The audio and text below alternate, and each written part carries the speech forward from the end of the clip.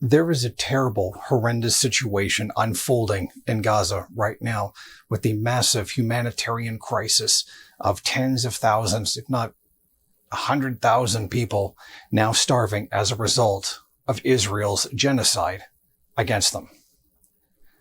But even now, as the United States' opinion is starting to shift away from Israel, starting to at least be moderately critical of the ongoing genocide, it still shows its cold-blooded indifference towards the plight of the Palestinian people, of which the United States is also completely complicit in.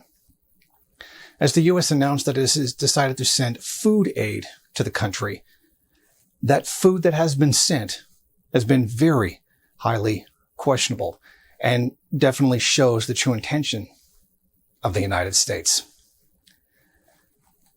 Those probably about 38,000 military-grade meals, MREs, have been sent with U.S. C-130 cargo planes.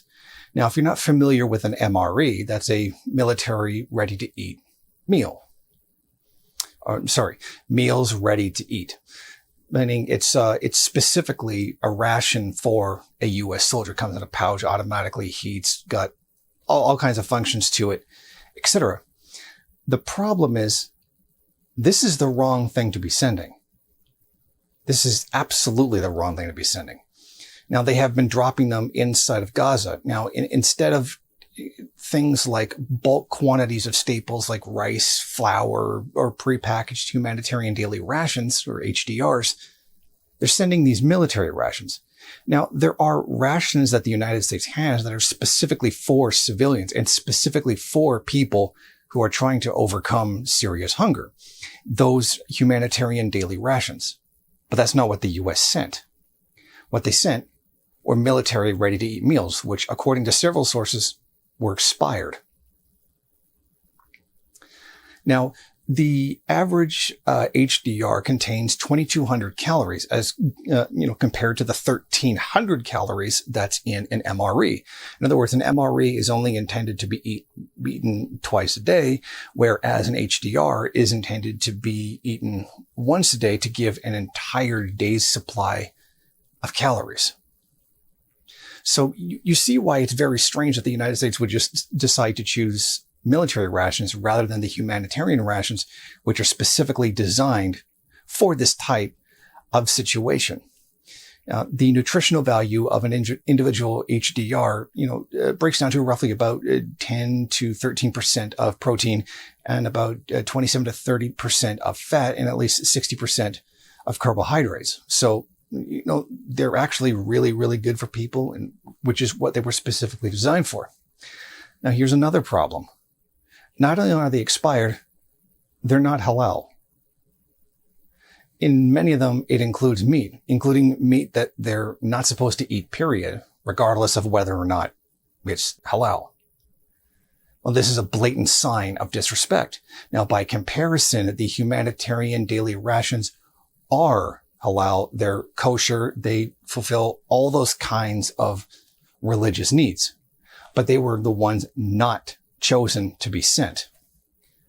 So not only is the U.S. sending expired food, they're deliberately sending food that they shouldn't be eating for religious reasons, which is when they already have stuff that's specifically designed for it. So they're deliberately not choosing the thing that they're supposed to be sending, which is an entire act of disrespect. This is a complete insult to the Palestinian people and turns desperately needed aid into an insult. And this does demonstrate the cold-blooded nature of the United States policy towards Gaza. Now, the military says they just quickly grabbed up whatever it is that they had, and given time constraints and speed, and just threw whatever they had. Apparently all they had was expired food and the wrong food on top of that. So, and there's also the blatant fact that this food aid would not be necessary if they just contacted Israel and said, let the food aid go in, let the aid trucks go into Gaza and stop destroying the trucks. When you intentionally keep food out of people's mouths, you are trying to kill them. This is called murder. And murder on a large scale, targeting a specific group of people, is called genocide. As if shooting them wasn't enough. So even as the United States pretends to be the good guy, just pretends to care about people, they're turning around and just insulting them while also attempting to murder them. Because don't forget, the weapon shipments that Israel has been getting, which Biden is opposed to killing civilians and criticizes Israel for killing civilians, but just keeps sending them the weapons to do so, is paid for out of your tax money. Israel isn't buying these weapons from weapons manufacturers. The U.S. taxpayer is paying for the weapons that go to Israel. So your tax dollars are ending up in the heads of Palestinian children as Israel is gunning them down. And that proves overall why Joe Biden deserves the moniker Genocide Joe. He truly deserves that, regardless of any political orientation. On basic human decency, he deserves that title. And why some people in Canada have begun calling Justin Trudeau Genocide Justin for that exact purpose. Not just for the ongoing support that Canada has given Israel, but for the ongoing cold-blooded indifference and blatant lying in order to support Israel's genocide against Gaza.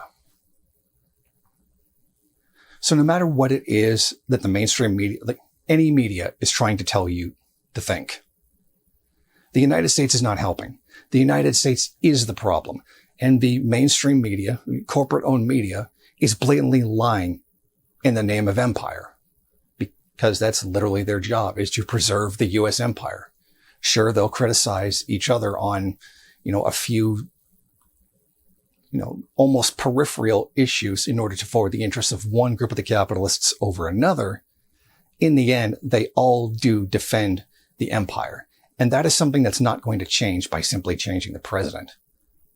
Because that's the logic and the functioning of the system itself.